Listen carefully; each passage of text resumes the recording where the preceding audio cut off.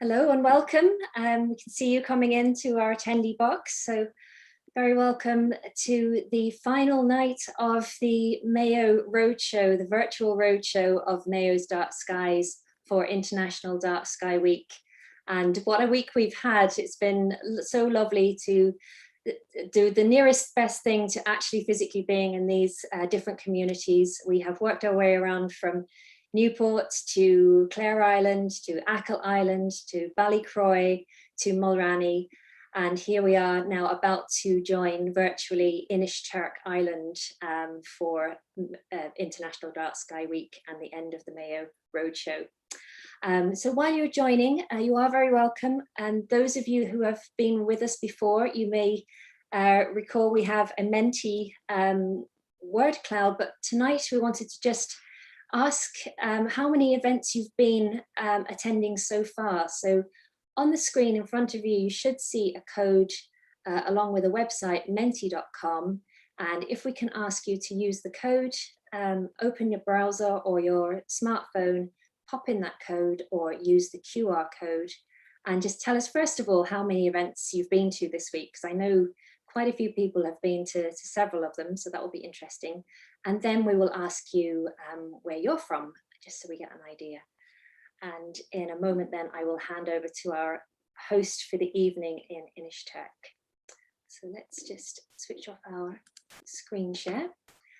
And if we can just go to the Menti for a second. Let me move my screen.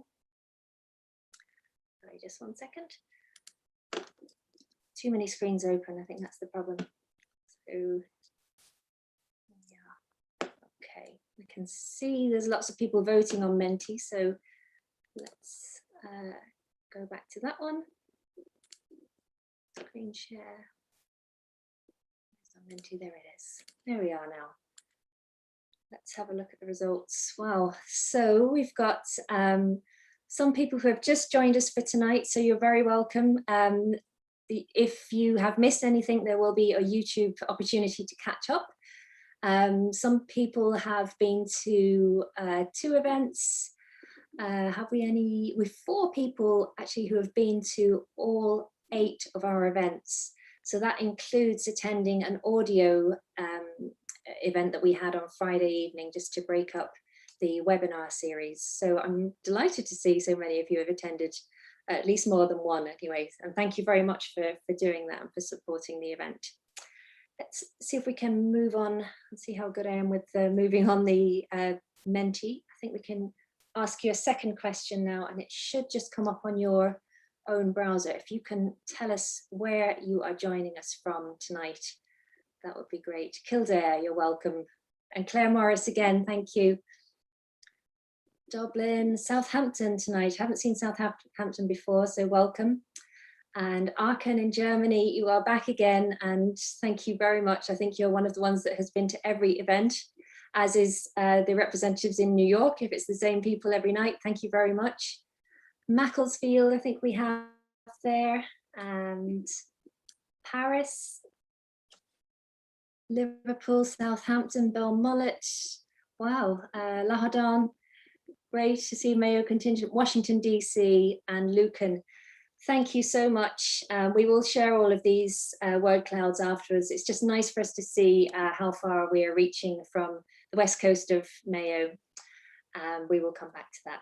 So as we mentioned, we have an evening tonight in Inishturk, and I will be handing over to our co-host for the evening. Just one second now. This time last year, we should have been physically in Inishturk for an evening called Walking with the Stars, and it wasn't to be because of the circumstances we're still experiencing, but we have the next best thing. And with that in mind, I'm really pleased to introduce Mary Helena O'Toole, who is going to be our host on Inishturk for the evening. And thank you for having us, Mary Helena. I will hand over to you, and we look forward to the night. Thank you. Good evening, everybody. And firstly, I'd like to say thanks to Georgia, who's doing a great job all week. I'm joining you this evening from Inishturk Island in County Mayo. It's a beautiful little small island on the west coast, and I work as the Community Development Coordinator here on the island. We're delighted to be part of the International Dark Sky Week, and it has been a wonderful week of organised events.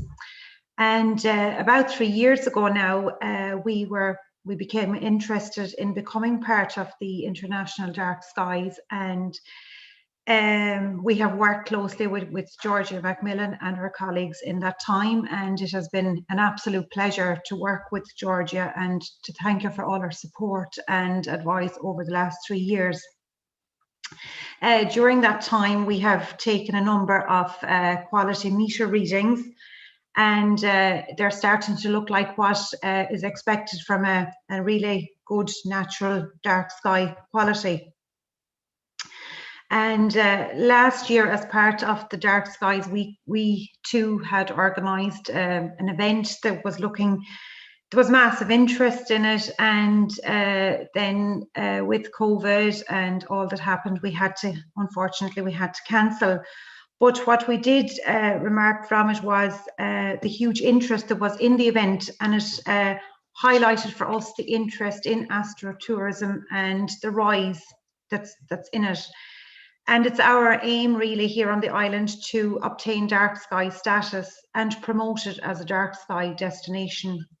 We're confident that it will be a fantastic natural tourist attraction, and there really are quality dark skies above Inishturk, unpolluted and minimal artificial lighting. This, combined with the peace and tranquility that the island has to offer, makes it an ideal dark sky destination in the future. And for this evening, I have put together a little slideshow, which I'll share with you now, which focuses on some of the skies, which features the morning and evening shots. And I hope you'll enjoy them and get to see what the skies over in Inishturk looks like. So I'll just share some of the slides with you now.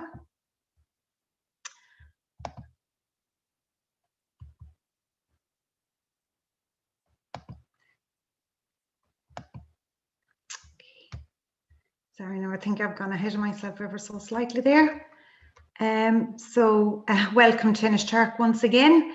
And this is just a quick shot of our harbour area where you first get onto the island. This is our event. Inishturk welcomes you all to the star on our doorstep with our astronomer and friend of Inishturk, Brendan Owens. Inishturk is a small, beautiful island. It lies 9 miles off the west coast of County Mayo, and the island is a beautiful, peaceful haven and surrounded by beautiful, clear waters and magnificent scenery. And we overlook Crowpatrick, Muilra, the 12 Bends, and it really has fantastic scenery. Inishturk is rich in archaeological sites and has been inhabited for the last 6,000 years or more. So yeah, moving on, this is just some of the night skies and the evening, some beautiful clear skies there.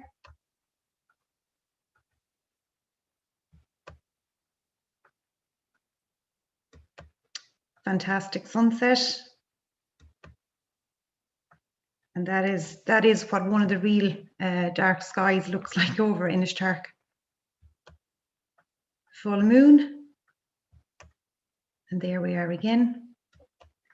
And that is just to give you a little idea of the skies on Inishturk. Thank you. And I'll now hand you over to astronomer and a friend of Inishturk, Brendan Owens. So thank you all very much. Thank you. Thanks so much, Marilena. It's actually sort of heartbreaking not to be there at the moment. I can't wait to be back. And I can definitely testify to those dark skies. One of my fondest memories is just being on a little beach on the island, looking up and seeing shooting stars in the August sky. The Perseid meteor shower, just seeing hundreds of shooting stars, just absolutely amazing. So yeah, I definitely recommend it. I can see people saying that they're looking forward to visiting, and I'm definitely looking forward to returning. And thanks so much for hosting us this evening, Marilena. So I'm very honoured to be here for a talk this evening, and also very honoured to be sort of closing event. I know there's one more event coming tomorrow, which I'm sure Georgia and Carol can fill you in more at the end. But what I'm going to do is take you on a little journey, hopefully for this next half an hour, 40 minutes. And it's something a little bit different, and you might be thinking, what is going on? It's about dark skies this week, and this guy's coming along talking about the sun. But it's kind of putting the sun, hopefully, in a different perspective for you all this evening, of looking at it not just as the sun that we feel warmth from, that our lives are owed to, but also this star on our doorstep. So we have so many stars in the nighttime sky we can see and study, but this is one that's relatively nearby. And I want to give you a little journey through history, so through time and space, to bring us from earliest ideas of the sun and our understanding, our need for the sun, right through to modern day. So what I'm going to do is just going to switch this around. This should work without sharing my screen. So in a moment, hopefully you'll see just a little me in the corner. And Georgia or Carol or Marilena can let me know if it's not working out, but it looks like it's good on my end. Great. Thanks, Carol. Amazing. So this is my only nighttime shot, I believe, in my entire presentation, just to show you a feature of the sun that we can't see or couldn't see any other way except during a total solar eclipse. And this is what this beautiful picture is from Nicholas Lefedo from the Astronomy Photographer of the Year competition from the Royal Observatory, Greenwich. And you could just about make out the moon, which is obscuring the sun, and this enormous glow all around the sun. And this is the outer atmosphere of the sun, something we're not normally privy to here on Earth, and something that fascinated people and scared people, quite honestly, down through history. So ancient civilizations, if you suddenly have a moment where 4, 5, 6 minutes of a day is plunged into nighttime, it's quite shocking. So there's something quite ethereal, something very ceremonial about these events that happen. They've been studied for down through the centuries. And you can see as well, when there is a total solar eclipse, you do get a view of the nighttime sky as well. And just to have it on your radars, the 10th of June, there will be a partial solar eclipse visible from most of Europe, from Western Europe. So that's one worth looking out for. But before I get properly started, just wanted to show one of my shots of Inishturk. This is the last daytime shot. The last shot of the land here that I'm showing. But it's a beautiful beach, not too far from the port. Maria-Elena said where you come in. I just feel like it's a Mediterranean vista. It just is absolutely beautiful. So I can't wait to be back in those waters again. So speaking of location in Ireland, this isn't, unfortunately, I don't have County Mayo, but I think I picked something that is probably one of the most famous monuments in Ireland, if not in the world, of Newgrange, of a monument that humans had built with a very special feature.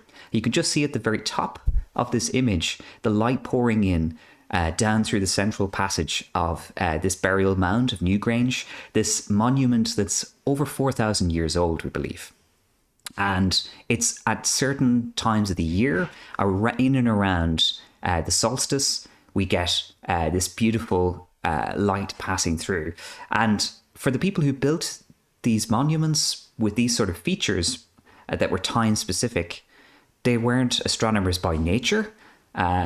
We're always kind of trying to figure out a little bit about exactly what the ceremonies were involved in using these monuments.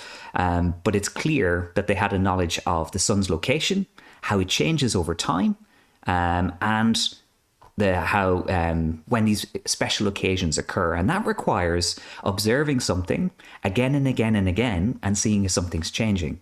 And that's actually a good entry point for science. So whether or not people thought of it as a scientific endeavor back thousands of years ago, that's kind of what they were doing. So a very primal need there, linked to ceremony. We also look to the sun and have looked to the sun for centuries for our survival, for crops, produce, when to reap, when to sow. So understanding the sun's position has been fundamental. And I think this picture gives you an idea of how the sun does change in position in the sky across an entire year. And this is a picture of something called an Analemma, a sort of figure 8 with a small bit and a big bit, a small loop and a big loop. And this is actually in the Outer Hebrides. This is a monument there, standing stones, a bit like Stonehenge. And it's actually just in a place, if I remind myself, Callanish stones in the Outer Hebrides. And just to give you a sense of the journey of the Earth around the sun and the sun's changing position in the sky, if you look at the very top little loop, the very top of that loop marks the summer solstice. And that's actually when we are furthest away from the sun. And the bottom of the loop where the sun is shining really bright in the photograph, that is the winter solstice. So the sun's really low down. So that sort of bookends a journey 1 year around the sun. And this is taking a snapshot of the sun the same time every day. So say you take a picture of the sun at noon every day or every month, and you get this figure 8 shape. And it gives you a sense of how we speed up as we journey around the sun and as we slow down as well. And it represents sort of changing face of the sun and its position in the sky. But this is just looking at the sun's position. If you want to get a little bit closer, it gets a little bit trickier because it probably goes without saying it's incredibly dangerous to look at the sun directly. So if you want to see any features on the sun, even without a telescope, you need something to obscure that fantastically bright light from the sun. Sometimes there were natural events occurring throughout history of large forest fires. The smoke generated from those fires would obscure enough of the sun's light so that people could actually see the disk of the sun, looking like a small bright circle in the sky. And other times, people used some projection techniques. So we still use these techniques today of a pinhole projection camera. You have a small hole in a piece of card. You have the sun over your shoulder. You let the light pass through the hole and it projects a very small image of the sun. It might only be the size of a stamp, but it's enough maybe to see something, at least see the disk of the sun. And this was a technique that was used by a monk, John of Worcester, in the 12th century to be able to make the first drawing of a very unusual blemish on the sun. So this is the manuscript on the left-hand side of John of Worcester. So it's the 12th century. And he drew the sphere of the sun, or the circle of the sun, as he probably imagined at the time, and then these very mysterious black dots, these spots. They were very large, and he would have seen them through projection. They've probably been quite faint, but they look like they take up a substantial amount of the sun. When you look at how much they are. This is just mysterious. So as far as you know right now, we're taking this journey of not knowing what's going on, just that there are these unusual blemishes on the sun. And again, like a solar eclipse, I think this would cause fear. And it did. In China, you had people banging drums to be able to bring the sun back whenever there were eclipses. People thought that dragons were eating the sun whenever events like this took place. It was very charged with fear and mystery. And fast forwarding then into the 17th century, the picture on the right is a snapshot of a letter from the English astronomer Thomas Harriot. And around about the same time, Thomas Harriot and probably a more famously known astronomer of Galileo Galilei were using this newfangled invention called a telescope. With a telescope, they were able to look at objects like the moon and the planets and see some details and see that they weren't just all little just a blank disk or a spot of light, and they can see a bit more going on. Now, when it came to the sun, they definitely diced with their eyesight. They really played it quite dangerously because they often were making these observations when the sun was low in the sky, so when it was either sunrise or sunset, when the glare of the sun was not as intense. But still not what I would advise, by the way, just an astronomer's disclaimer. I would use the projection method, or today we have special filters that obscure the sun's light and make it much easier and safer to view the sun. But sometimes they used smoked glass as well, so anything that would sort of dim the sun's light. And you can see here a more refined view of these blobs on the sun, these spots, became known as sunspots. And Harriot saw them and wrote about them. He didn't publish as much as Galileo did. And we kind of have a saying in science of publish or perish. And so Thomas Harriot is out there in the history books, but we'll see there's a few figures in astronomy that maybe don't get their full credit because the word doesn't get spread around in scientific circles. But you have these people using telescopes, a newfangled invention in the 17th century, so 1610 onwards, and they're sending letters to each other sometimes, but there's not really a full-blown science community, and they're not big institutions. That took time to develop when you move from being a lone scientist to then establishing institutes like the Royal Society and the Royal Astronomical Society and others, where people get together, they talk about things, they share results, and they start discussing it, and you start building up scientific knowledge that way. So things do change over time. Also, the technology improved, not just telescopes, but early on people were just sketching what they saw, so like Thomas Harriot's letter. But then when you get to the 19th century, you get early photography, and this is Louis Fizeau in 1845 taking a picture of the sun, a daguerreotype picture. So something quite fragile, not very sensitive compared to photographic film of today or digital chips that you find in your smartphone. But you can notice these same mysterious blobs again.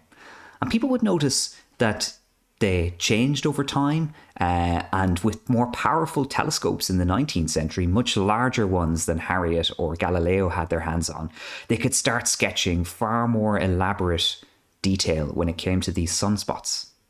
And these are the drawings that were created by Scottish amateur astronomer James Naismith in 1864. So around about the time that photography was getting kick-started. But people were still finding it easier and were getting the detail across by using sketching by hand, which led to these very organic pictures of sunspots. There were clearly dark centers to them, and then some lighter shades outside, and then a sort of speckly surface as well, or something going on. And just for a bit of extra insight as well, not in the 19th century, but a little bit before this, some astronomers didn't think of the sun even as a star. They thought it could be a planet. They thought maybe these sunspots were holes peering down like we would peer through clouds, and beneath that the sun would actually have a hard surface, and that you possibly could have civilizations on that surface. So something very, very strange there. So rumors were rife with the sun. And so understanding the substance of the sun was still a ways off. But here you have these close-up pictures, and they're very organic, probably a little bit of artistic license taken when it came to these pictures. It'd be very hard to represent exactly what you're seeing. So photography definitely was a way of preserving the true fact, the real light that was coming in, the real features. And if you add these pictures over time, something that the astronomers of the 19th century couldn't do as well as this, but here's an approximation from a NASA Space Telescope that I'll introduce a little later. You see in this animation, over time, these sunspots are not static. The sun is actually rotating. The sun is a huge ball of super hot gas, and it is spinning. And these sunspots, they grow, they shrink, they merge, they change in their nature. So they do feel like these living things, and it's probably not a surprise that they were drawn more organically. So they sort of feel like this when you look at them in this way. And it takes about 27 days for the sun to spin around once on average. The speed changes because it's a fluid, a big ball of spinning fluid, so it does spin different speeds depending on how far up and down in the sun you are. But people could do this. They could track them over time. And this was, again, repeated observations, trying to figure out what's going on. What are these sunspots? What do they mean for us here on Earth? So in the 19th century again, and actually in 1859, in August or September 1859, another astronomer called Richard Carrington was looking through his telescope and was seeing a sunspot. As normal, as many people had for centuries before that with the telescope. But then he saw a white flash, something that's called a white flare, effectively an explosion of light. And he went running to have a look and find his assistant basically and record this moment and verify that he wasn't going bananas, that he really had seen a flash on the sun or something was happening. By the time he came back, the light had greatly diminished, so he wasn't able to see that. But then days later, about 3 or 4 days later, telegraph operators were having severe difficulty sending messages, and their messages were being garbled, and effectively it was useless. And there were appearances further south, closer to the equator, of this beautiful light show, the Northern Lights. Here again, another Nicholas Lefedo picture from Astronomy Photographer of the Year. These green ribbons of light, and to most people, they were things they'd seen before. People wouldn't generally be linking this to the sun, but here you have an astronomer had seen a bright flash on the sun from a complex group of sunspots, and days later, telegraph operators couldn't function, couldn't do their work, and the aurora were seen further south than normal. Something was going on. So there was a lot of mystery, but people still hadn't joined the dots together. And in fact, there was an article in the New York Times when this event had occurred, when people were seeing the Northern Lights in unusual locations. And the journalist at the time said, as philosophers are unable to solve the problem, why do not the aeronauts try it? Wise and Lamontagne have been threatening transatlantic voyages. Suppose that before they start for the other side, they would ascend in their balloons and try to get a glimpse of the foundation line of the Aurora Borealis. So, easy peasy, just go up in a hot air balloon, figure out what's going on there. So people were still thinking of something in the sky making the Northern Lights happen. And there's a little bit of truth in that. We'll come back to that later. So, I'm going to introduce some more people because I haven't shown pictures of people like Harriet or Galileo, but we know Galileo probably from many other photos. But a couple that you might not have heard of as much about are the Maunders, Walter Maunder, Edward Walter Maunder, and Annie Maunder, formerly Annie Dill Russell.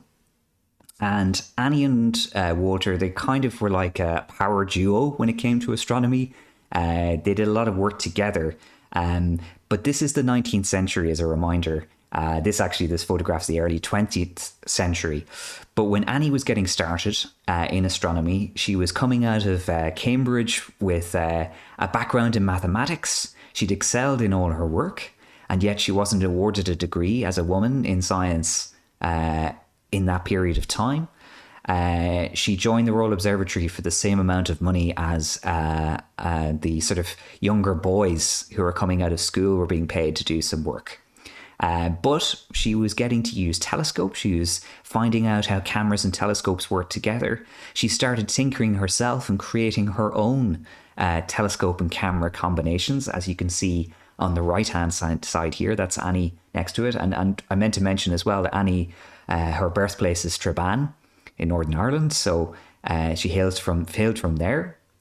And she was credited often through her husband for her work as Mrs. Walter Maunder rather than her own name. It took a long time for the spotlight to come back to her. And in fact, when I was at Greenwich, we tried to do as much as we could to highlight Annie's work and actually ended up naming a telescope after her there as well, the Annie Maunder Astrographic Telescope. So her legacy lives on.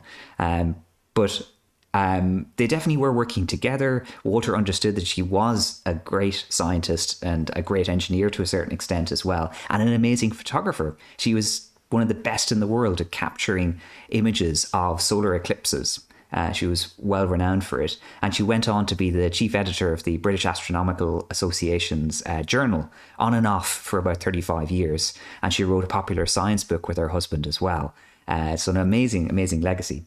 But tying it all back to the sun, she wrote once about a type of drawing that her and her husband created together, and said, we made this drawing in a week of evenings, one dictating and the other ruling these little lines.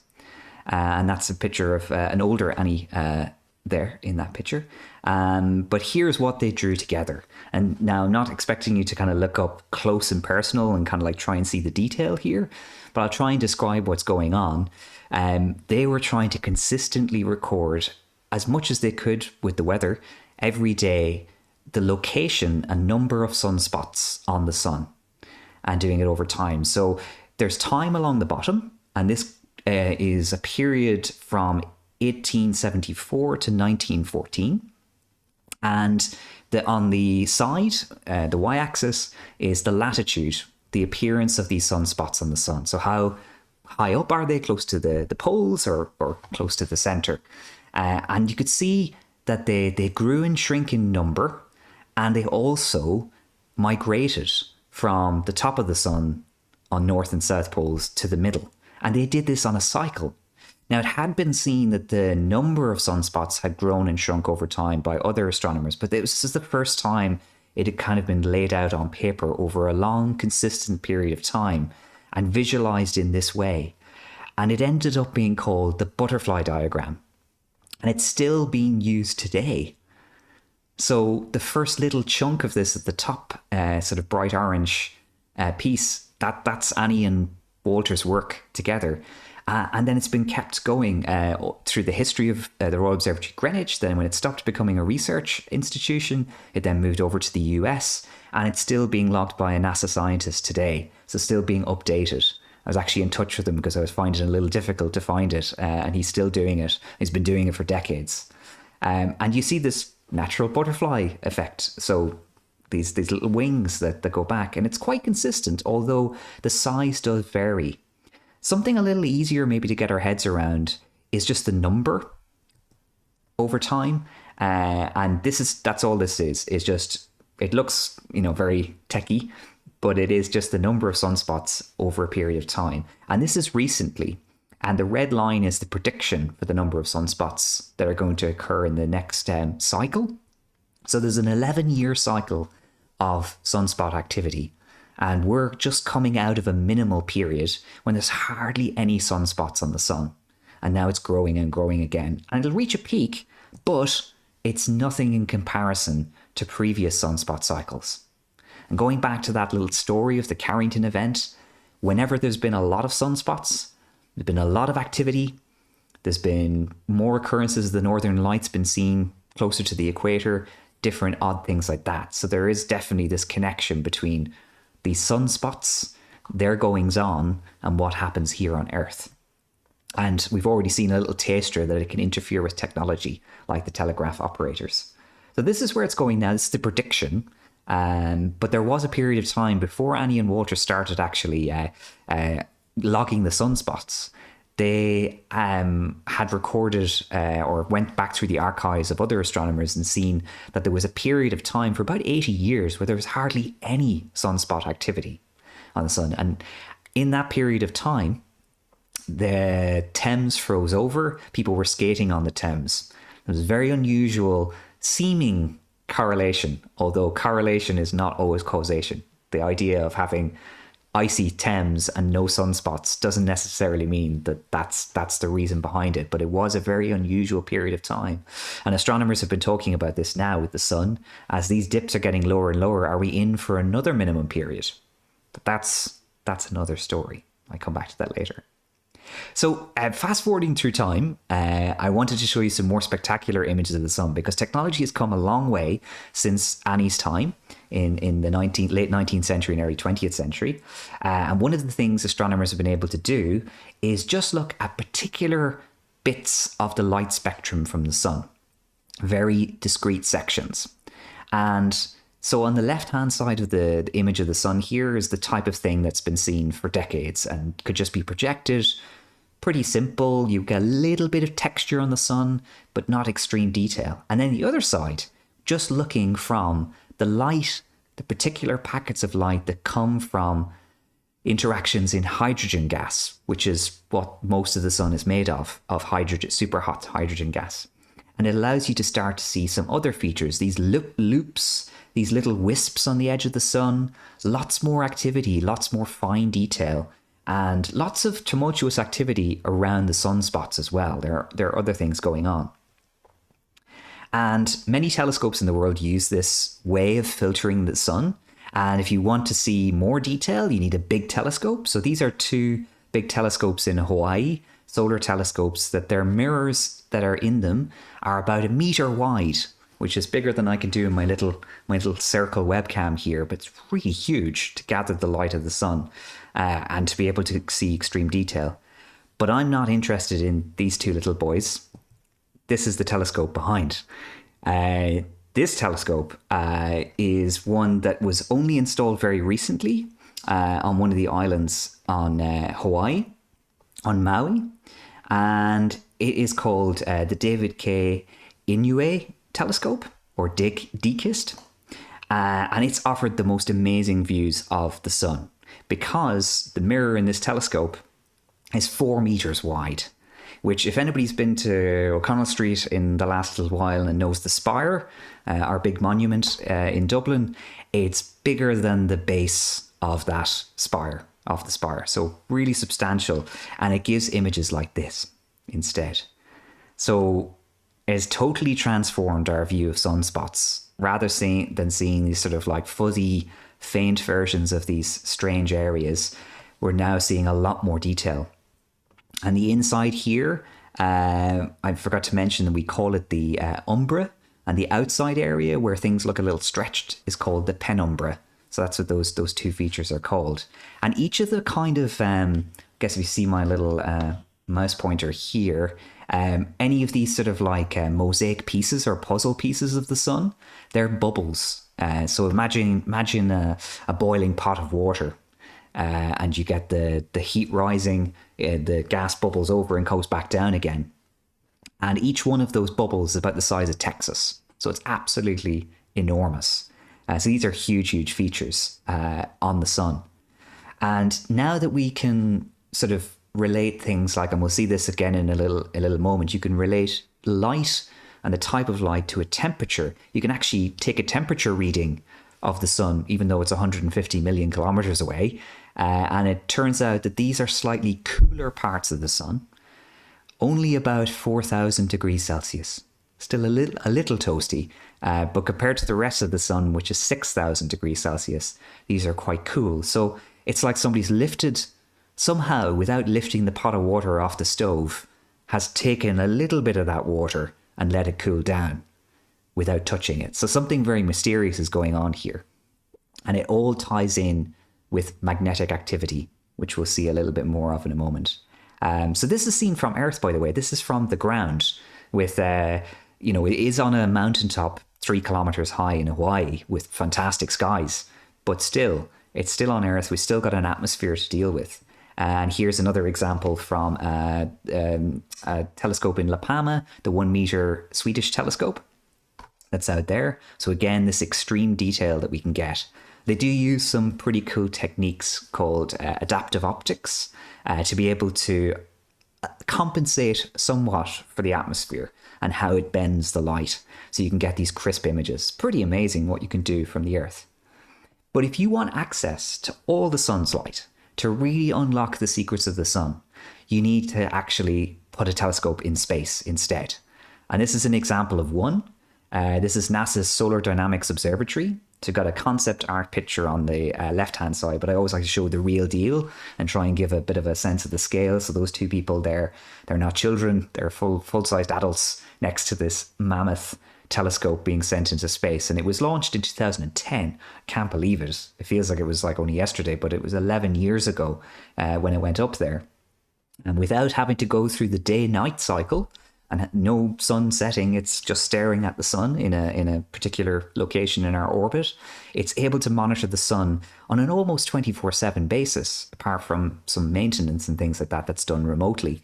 But there's 4 little tubes on top in the picture. They're telescopes, and they provide an amazing range of different wavelengths of light to see.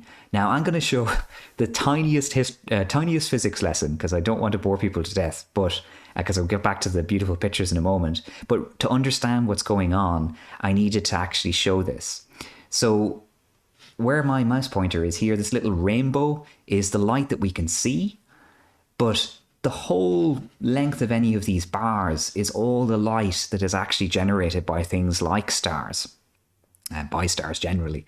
But you'll see at the very top, there's yeses and nos to what types of light can get through our atmosphere. But if you can get up away from the atmosphere into space, it's all open. So that means radio waves, microwaves, infrared, ultraviolet, X-ray, gamma ray.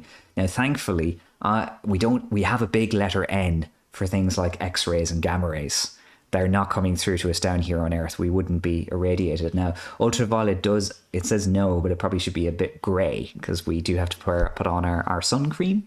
We do get effects of the near ultraviolet. But generally speaking, we only see that little sliver of this big spectrum of light we call the electromagnetic spectrum. And the most important bit is actually the bit that is obscured by my face at the moment, but it's the temperature at the bottom. This is like a giant thermometer that goes from the very, very cold to the very, very hot. Like very, very hot is going off the scale beyond 10 million degrees Celsius. So if you just think about it, if astronomers can choose the type of light you can see, you can choose the temperature. If you choose the temperature, you could choose what layer of the sun you want to look at. From the very distant corona that we saw in the first solar eclipse picture, all the way to the surface. And then there are techniques to see beneath the surface or to feel your way around that as well. But this is a very important key for astronomers. So this is a little fan of all the slices of the sun that you can get with the Solar Dynamics Observatory. And this is all just actually taking little slices of the ultraviolet part of the spectrum of light.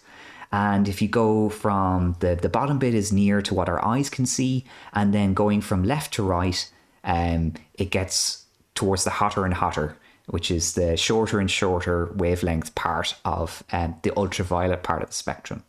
So you'll see you start to get to the sweet spot towards the top of this little fan, where you see lots of activity all over the sun. But if you keep going to the right, you get over to the deep green one here. There's only little spots because you're only seeing the most energetic activity, little belches from the sun, from the areas around sunspots. But this is a really powerful tool. Allows you to strip away layers of the sun and see it in different ways. And then finally, with this idea of going beyond what we can see in the visible, you can see the radio waves through radio dishes on Earth, the very large arrays as a whole field of big radio dishes that allow you to kind of pick up radio signals from the sun and see the low energy. And then the very high energy X-ray is seen by a Japanese satellite here on the right-hand side, Hinode. So you really have this sort of layers of an onion to peel away as much as you like when you add all of these things together. And finally, there's a space telescope as well that is very far away from the sun and the Earth. And the sun is the little white circle in the middle. And there's a little disc inside this space telescope that acts like a fake eclipse. So without having to wait for an eclipse to happen, it can see what's happening in the outer atmosphere of the sun, the corona, and just shows you the extent of all this happening. So how far the sun's reach goes, these belches and explosions and all sorts of things. And just to top it all off, there's the whole fleet. There's a whole fleet of space telescopes that measure magnetic fields from the sun, that measure intensity of solar particles, just capturing images using all sorts of different wavelengths of light. So it really is kind of like an investigative suite that is able to look at the sun and monitor it. Now I'm going to whiz through a little faster because I kind of want to speed up. I'm sort of trying to equip you with tools to be able to piece together the full story of the sun. And there's one last piece to that, and I'll only touch on it, is that all the techniques we talked about so far, whether it's projection, using a solar eclipse, fake or not, using telescopes, using photography, seeing beyond visible light, that only gets you to the surface of the sun. To get inside the sun, it's a bit of a mixture of things. You can look for vibrations that are actually in images, flickering in images of the sun that give you a sense of vibrations, just like you get vibrations from an earthquake. And that allows you to feel your way into a little bit of depth into the sun to figure out the motion of the super hot gases in there. And it turns out when you do that, and if you also take a blueprint for a star by saying, okay, if you can measure the mass of the sun, so you know how heavy it is, you know how much stuff it's made of, you know how hot it is, you can just use the laws of physics that you would apply to any gas and create this model. So we have the core in the center. That's where it's 15 million degrees Celsius, the core of the sun. Atoms are smooshed together and nuclear fusion occurs to give us the light and heat and energy that we experience here on Earth safely. And then going up from there, there's a radiative zone where the energy is radiated out. Photons or light are always traveling out. The energy is trying to make its way to the surface and goes through many different circuitous routes. And then you eventually get to a convection zone, which is like the bubbling pot of water, where the gas is rising, comes back down again. You get all those granules at the surface. And the photosphere is effectively the surface of the sun, and that's where we see sunspots. And then we get the chromosphere a little higher up, and then the corona. So these are all the layers of the onion of the sun, very briefly. But I'm focusing a lot tonight on sunspots, and I want to bring it back to those in a moment. This is just an idea, just a close-up of one of the features that was on the previous image of a loop of super hot gas. This is called a prominence. And down in the lower left is a white circle, just to give you a sense of the size of the Earth compared to this thing. So this is a loop of super hot plasma looping up from the sun and coming down again. And at the base of this that we can't see right now are sunspots. So the sunspots are the foundation for these sort of events up above. And finally, there is one other way you can see the sun as well in trying to break it apart and then work it out. And I'm going to fly through this bit. I'm going to skip through because I think it's important to get a little bit further ahead. So don't mind, there's some funky pictures, but I can always come back maybe in questions. But I wanted to add it all together to see, okay, I'm going to let this loop so we take it in a few times. What happens when you see things happen in the sun? So very early on in my talk, we saw these little blemishes that nobody knew anything about, moving around the sun, growing, shrinking. And we talked about how Richard Carrington had seen a flash from the sun, and then there was events on the Earth that took place. So here's it all from this solar fleet, from a combination of spacecraft. We're seeing, if we go back to the start, from an area where there are sunspots, there's a flash. This is in ultraviolet light. It's quite bright, you can see it there. But then if you zoom out even further, there's a belch that comes out from the sun, and go out even further, and that belch travels a vast distance. This is material that is ripped away from the sun, and it's called a coronal mass ejection. So a very massive explosion from the sun. So pieces of the sun effectively have been thrown off into space, and sometimes we're in line with that belch from the sun. And that's where you get some of these very big events taking place, like the extreme northern lights or interference with technology. So the interference with technology includes things like astronauts being bombarded by solar radiation. We'll see in a little moment that the particles from the sun, when there's a lot of them, they can actually generate currents in the ground that interrupt and disrupt electricity supplies. They also change our atmosphere as well and cause our atmosphere to become thicker. And by becoming thicker, the satellites that are in low Earth orbit get deorbited, or they come down lower, and we have actually lost satellites, millions and millions of pounds worth or euros worth or dollars worth of satellite technology because of this effect. There's navigation issues. There's been hilarious events happen as well, where people have been watching TV and there's been crossover in radio stations. So there's like a romantic scene happening on one channel and a boxing match happening on the other, and the video and audio getting scrambled between the two, so leading to some very unusual events. But altogether, it does create a degree of havoc. So understanding the connection between the sun and the Earth is super important. But if you can actually predict what's going on and look at the sunspots, see is anything changing, maybe get a warning. It's only 3 or 4 days, but it allows you to do things like, let's change the position of our satellites. Let's turn off power grids instead of melting them, like in Quebec in about 1980 in the top right picture. Instead of taking weeks or months to come back to normality, it's taking days instead. So I know in this year of all years, it's probably not top of the danger list in terms of our worries, but understanding how the sun works does have a direct impact on us here on Earth. And the sun is very quiet right now. I know this is actually from 2 years ago, but it looks pretty sedate. But when the sun's much more active, you can see there's a lot more activity going on, a lot more opportunity for belching from the sun. And there's one last weird picture here is looking at the magnetic activity of the sun. We do have instruments on these space telescopes to look at areas of positive and negative magnetic energy and been able to see changes happen there and maybe even predict when one of these eruptions will take place. And it gets quite messy, just saying. We are on the cutting edge of understanding these messy magnetic fields that make up the sun's activity. But they all come back to those mysterious sunspots. So all the hard work of the Maunders and before that has helped us kind of build the path to try and model interactions of magnetic fields and see what happens. So this is kind of my last little animation, just to bring it all together.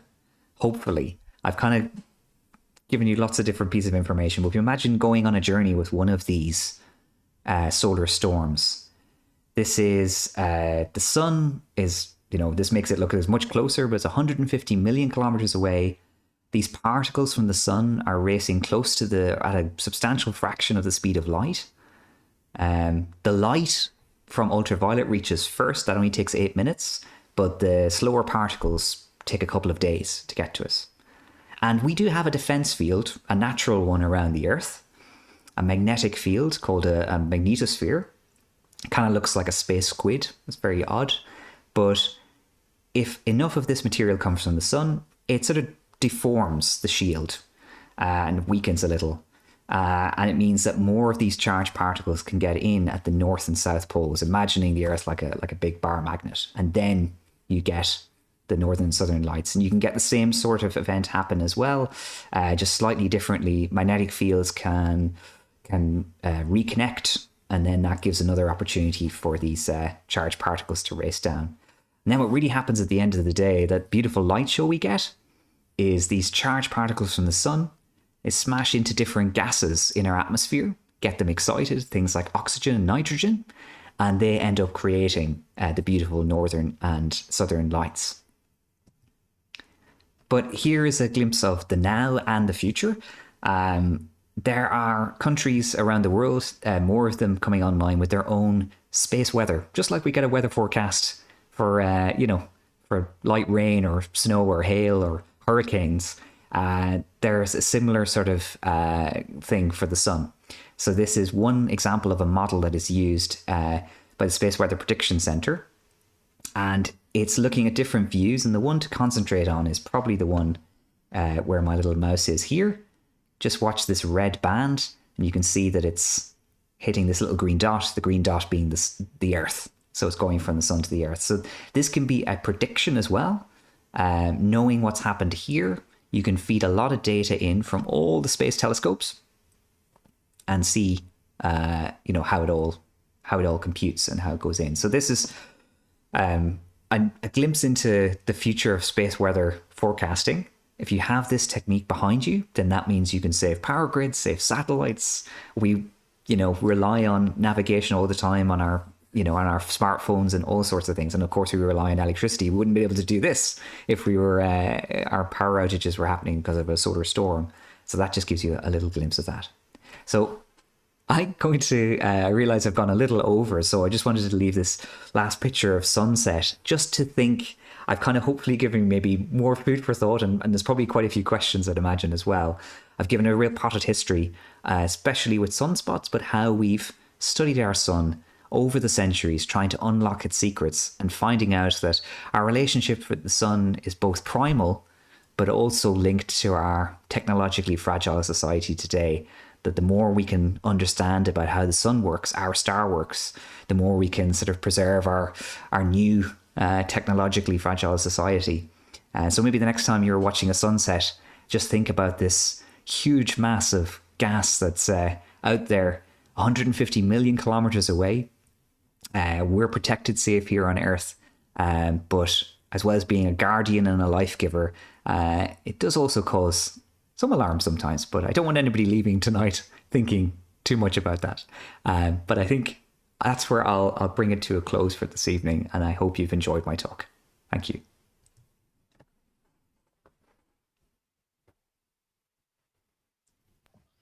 Thank you so much, Brendan. That was an amazing insight to the star on our doorstep. A truly wonderful presentation. If you have any questions, Brendan will take some questions now. Thank you. Thanks, Marilena.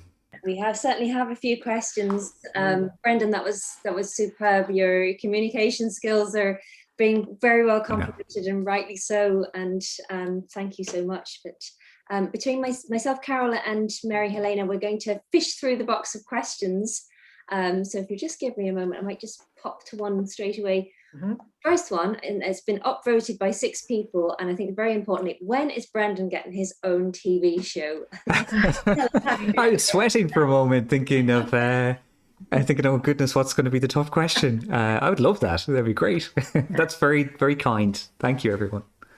Could you tell us a little bit more about the science, the science communication you're doing at the Science Gallery Dublin, and obviously you've had a huge amount of experience at the Royal Observatory in Greenwich, but events or maybe other things that we can tune into, because I think you have a fan base here for sure. That's great to know. Well, actually, I just had it up at the end there, but it's something that's not available for a while. But if this really has whetted your appetite for the sun, I have a book coming out. It's been published by the Royal Observatory Greenwich as part of a series with my fellow astronomers there. It's just called The Sun. That's all, very simple. So it's the sun, but it's the Royal Observatory Greenwich Illuminates series. And I try and do basically an expanded version of this evening. So really going into the detail and bringing out more people and breaking it down a bit more, taking time going from that journey of ancient sun to modern understanding of the sun. And also just to say at Science Gallery, my work is quite diverse there. I'm mainly working with actually a lot of young people in transition year here in Ireland in some schools and looking at tackling local challenges with global impact. So across a variety of topics chosen by the young students themselves. So we're actually tackling things like misinformation and bias. But we have looked at things like cultural diversity in astronomy. So equipping students with the faculties and with the tools to be able to interpret the world around them and have more of a voice as well when it comes to solving challenges and using various science and technology techniques for that. But yeah, I do hope to have, I haven't got anything straight away in the pipeline, but I do want to do some online shows and things like that. So I do have my Twitter and Instagram are probably the best things to just hold on to if you're interested. I'll just put them up again on here. But yeah, that's me on there. I can pop them in the chat, and Carol probably has a question lined up, so I'll do that. Yeah, I have indeed. Yeah, that was fantastic, Brendan. So interesting. I have to say there's some fantastic comments as well in the comment box. Brilliant. Thank you. Brilliant presentation. So understandable. Terrific presentation. Brilliant communicator. Thank you. So really some fantastic comments. It was absolutely amazing. Really, really good. Sorry, just go to the next question that's been upvoted here for you now. This is from Deirdre McDermott. Could an increase in sunspot activity exacerbate climate change? Now that's a very good question. A very hot topic as well. Now, there is for the book, I did a bit of a deep dive because I knew I was going to have to get into that territory a little bit. And it's still not very conclusive, but in the research that's been done, the closest thing that is linked to sunspot activity and the climate is the amount of or lack of cosmic rays, a type of radiation from the sun. Depending on the activity, actually can be lessened, and the amount of cosmic rays you have can affect cloud formation. And cloud formation, as you probably know, can affect how you trap heat, how much heat is trapped globally or not. Now, there's only been small studies done, and I remember going into, as I said, deep dive into I think it was the working group for the UN for climate action and effects and potential causes. And really they were saying there's kind of not enough evidence there to show that there's a definitive link on that.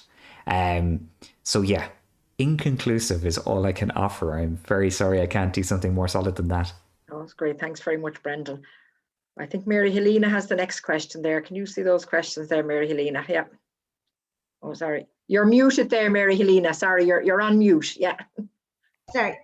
Oh, Brendan, this question is from Marie Hebe Comerford, and it's Brendan, is the sun the only hot star, or do all stars become hot and volatile as they age and die? That's brilliant. I'm really glad you asked that. Thank you, because I actually had another slide I was going to end with, but it's kind of a bit random. But the next step for these techniques and all these methods of looking at sunspots is to stop looking at, or to start looking more at star spots. So there are telescopes that were kind of the next generation that would allow us to get the sort of detail that was seen centuries ago for the nearby sun, but for other stars. And we do know that stars are, they're all very hot. They all have to be hot enough in their core to be able to push hydrogen atoms together to make helium and energy. So that's nuclear fusion. So you need to get to millions of degrees for that to happen in the core. But our sun is actually a medium-sized to small-sized star compared to a lot of other stars out there. And there are stars out there with their surface temperatures are many thousands, like tens of thousands of degrees Celsius hotter than our surface of our sun, of our star. So yeah, there's far hotter ones out there. And you do need, as I say, you need that fusion to start the whole cycle going and to have the churning plasma, churning magnetic fields to get that activity. But I think the next really exciting bit is if we start to see star spots. Look at old stars, young stars, and you get a much, much bigger snapshot of what a star does on a more detailed level. Yeah, great. Thank you. Thanks, Brendan. Thanks, Brendan. I have another one here for you. This is from Charles Smith, what additional capability will the new James Webb Solar Observation Satellite bring in addition to our existing solar observation tools? I have been waiting for the James Webb Telescope for a very long time, actually. The James Webb Space Telescope is actually primarily going to look in the infrared, which is maybe not going to be as useful for solar observations. I'm actually not too sure how much time will be dedicated to solar observations. It's more for looking at galaxies in particular. We'll be able to look at planet atmospheres and things, but it'll be looking with infrared goggles, so to speak. And I'd see it more as the sequel to the Hubble Space Telescope, rather than a good solar observer. But there is a really cool solar probe that was launched a little while ago, the Parker Solar Probe, and it's taking some fantastic images, and so it's come online as well.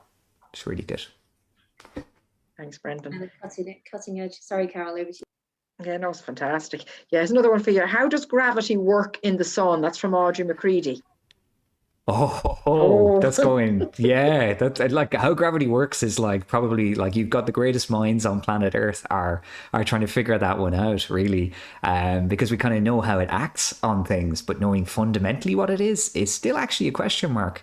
You know, physics textbooks would have you believe it's kind of all sorted out, but the deeper you dig, the more complex it gets. But I guess could maybe give a flavor of how it, more maybe to the question that how it works in the sun is that this is, billions and billions of tons and trillions of tons of material all concentrated together. So if you imagine you pulled, say you were surrounded by, I don't know, bed sheets or a parachute, and you just pull everything towards you in the middle, you'll pull tighter and tighter. And the natural thing, if you're pulling from all sides, is you'll end up with a sphere.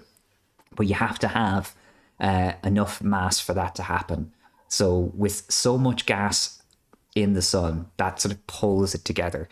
So it's just, if you imagine big arrows all pointing into the sun, that's how it's acting. So it's acting towards the center, and it's because of that immense gravity that it's caused nuclear fusion. And the important thing is that there's another force pushing out called thermal pressure, because if you just had gravity going in and in and in and in, you'd end up with a black hole instead. And some stars are massive, so massive that that's where they end up. So they kind of fold in onto themselves. Whereas the sun, our sun, our star is in a nice equilibrium. So you got pressure pushing out, gravity pushing in, and it's nice and balanced for now. In billions and billions and billions of years more time, that'll be disrupted as the sun goes through its fuel. But that's about 5 billion years down the road. So please don't lose any sleep over that. Safe enough. We're safe enough for now. So Brendan, Yes. Yeah, I think Mary Helena has another question for you there. Brendan, this is from a guy called Richard Sessions. How long does it take for the energy produced by fusion in the center of the sun to get to the surface? Yeah, that's amazing. A really good question to ask, because there's a whole story. I was thinking as I was talking, do I go into it or not? But it is you get the energy coming out as photons going through the sun takes on the order of hundreds of thousands of years to reach us in some of the models that we have. So again, this is where we can't literally see into the sun, but we've built a model of how things should interact. So you kind of imagine you've got a box, you've got a simulation, you say, okay, it's got this much stuff in it, it's producing this much energy, it has to go through. How much energy does that photon lose? Does it get absorbed and spat out again? And really, through some of the best simulations out there, it's hundreds of thousands of years or even 1 million years. So we talk about the light that we see taking 8 minutes to reach us. You kind of have to add another 1 million years onto that as well, because it's such a long journey. It goes through a very circuitous route out there. But yeah, really good question. Thank you for asking. Thank you. I've got a double question for you, Brendan, 2 really important ones from Fiona Hopkins, who's our Mayo Dark Sky Festival director. Brilliant. Firstly, are you a Pink Floyd fan? And secondly, will you please come and talk at the Mayo Dark Sky Festival soon? It's a big yes and an even bigger yes, definitely. Yeah, love Pink Floyd as well. But that's Dark Side of the Moon, those sort of things. There's definitely an astronomy soundtrack in there. See that, yes. Thank you. I think I'm delighted. Perhaps Carol for the last question, if that's all right, because we just a little bit over time, and I just want to wrap up. Yeah, I see there's a question here from Deirdre McDermott. Who was David Kay to have a telescope like this named after him? Yeah, it's a good question. He was, as far as I know, I just read it the other day, I think he was a Hawaiian or worked for government in Hawaii, so a politician. So I think I didn't read into the story, and I know I would be speculating if I say it, but I would say there's definitely been issues with building telescopes in Hawaii and the sacred nature of the mountain. So looking at cultural sensitivity. So I would just offer people have a Google and find out a little bit more. I know I definitely need to do the same myself. But yeah, it was unusual. It was not after a scientist or engineer or something like that. But politician instead. Yeah. Thanks, Brendan. Thank you. I think, George, you're going to wrap it up. Thanks, Brendan. Thanks so much, folks. Unfortunately, we do have to bring it to a close, but as we have been doing all week, Brendan and Mary Helena, we will collect all the chat comments that we've been taking tonight, all the Q&As, and we'll send them on to you. And if there's any burning questions that we need to get back on, we'll organise that happens. And so I have a few thank yous to do. So if you don't mind me just sharing the screen for a couple of minutes, just to run through our week of events, but and I will come back to thank you again, Brendan. It's been a terrific evening, fantastic way to close. So just bear with me 1 second. Now we have had a full week, and I just wanted to do a little recap on the events this week. We started in Newport. We started with Derek Dempsey exploring Mars. I've taken a couple of little quotes from people's chats at the end. So it was a fantastic way to start. We started the week on a planet.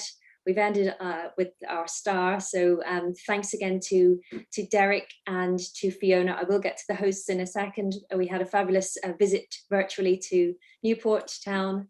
Tuesday, we went to Clare Island, where we were welcomed by PJ and Brendan, and we were entertained with the Lumen Art Collective, and a couple of nice comments there on the photos and the presentations given by the three ladies from Lumen. Then we moved on to Achill Island, and we met Dr. Frank Prendergast for Mountains, Mysteries and Megaliths. And what an evening that was, outstanding, with a couple of comments there as well. Somebody said that it meant the world to me, somebody on Achill Island. So, and I think that summed up quite a few of the comments. So thank you to Frank. We moved to Ballycroy then on Thursday night, home of the Mayo Dark Sky Park Visitor Centre, and we met Analemma, author of Incandescent, who is a very passionate lady, gave us a fantastic reading, as somebody said here, hauntingly beautiful.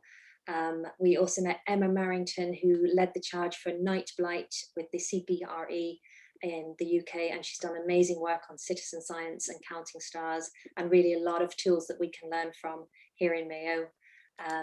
We then went to Mayo Dark Sky Park for an astrotourism, dark sky tourism event, and I really hope that that has connected with some people out there who might be thinking about providing maybe accommodation for dark sky tourism and visitors in astrotourism. You know that there are tools available there to help with that.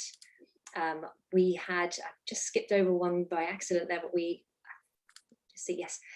had Friday evening an audio event from Louise Beer, who was part of Lumen, and just a couple of comments that we got there. It was a very short event, but very special, sound only. And then last night we went to Mulranny for Colin Stafford Johnson, and again, fabulous evening, talking about wildlife after dark and Colin's amazing experience as a wildlife cameraman and cinematographer. So I love this comment here that we learned that dark skies are not just about stargazing, and if that's something that we can impart to people, then I think we've done an okay job.